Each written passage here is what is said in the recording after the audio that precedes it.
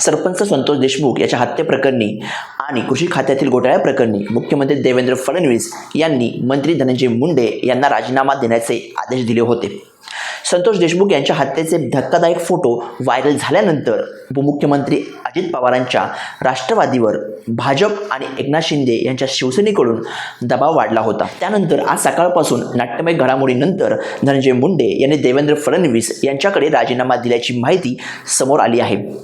धनंजय मुंडे यांनी आपल्या मंत्रिपदाचा राजीनामा दिला असून त्यांचा राजीनामा स्वीकारण्यात आला आहे।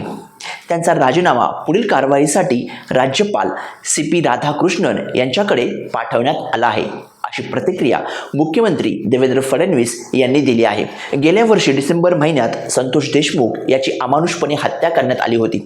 तपासादरम्यान संतोष देशमुख याच्या हत्येचे काही धक्कादायक फोटो आणि व्हिडिओ सोशल मीडियावर व्हायरल झाले।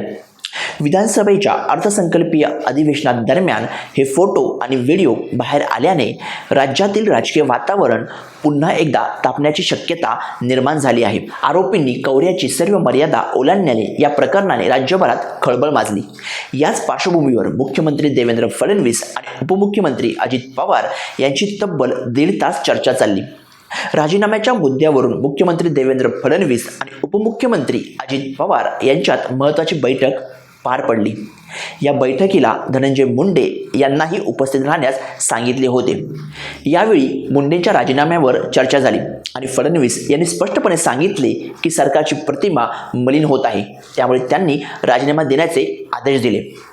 तर मित्रांनो, झालेल्या प्रकरणाबाबत तुम्हाला काय वाटतं आम्हाला कमेंट करून नक्की सांगा।